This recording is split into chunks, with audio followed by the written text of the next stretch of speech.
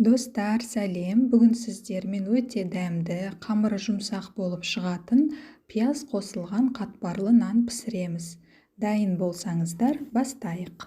Ең бірінші біз қамыр илейміз. Ол үшін терең ыдысқа 200 грамм су мен шым-шым тұз салып, тұз ерігенше араластырамыз.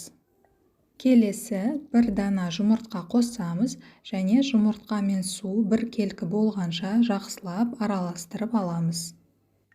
Ал енді ұн қосып, жұмсақ және қолға жабыспайтын қамыр илейміз. Дайын қамырды екіге бөліп, таза пакетке салып, тындырып қоямыз. Ал ол уақытта біз салмасын дайындайық. Салмасы үшін пиязды майдалап, төртбұрыштап тураймыз. Мен бір үлкен және бір орташа пияз қолдандым. Енді қызып тұрған табаға кішкене сұйық май құямыз және мен сары майдан да қосамын. Сол кезде қатпарлы нан өте дәмді болады. Сары май ерігеннен кейін пиязды салып, орташа отта шамамен 3-4 минуттай пияз жұмсарғанша пісіреміз. Дайын болған пиязды міндетті түрде суыту керек. Сол үшін мен оны басқа ыдысқа ауыстырамын. Осы жерде пиязды тұздауды ұмытпаңыздар. Енді достар, қамыр жаюға кірісеміз. Мен жаңағы екі қамырдың біреуін ғана қолданамын. Алдымен қамырды тең 6 бөлікке бөлеміз және әр бөлікті осылай домалатып аламыз.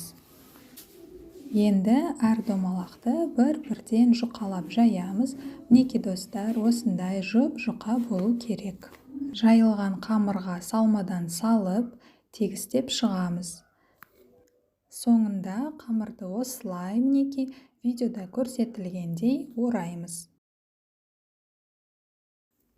Ал енді осы қамырды алдымен қолымызбен ақырын басып үлкейтеміз. Қатты күш салып баспаңыздар, әйтпесе бүкіл майы және пиязы сыртына шығады. Мінекей осылай ақырын ғана басып жаямыз.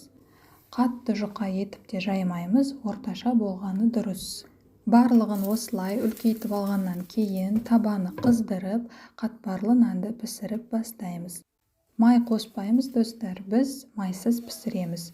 Шамамен орташа отта 1,5-2 минуттай піседі. Кейін екінші жағына аударып 1 минуттай пісіреміз.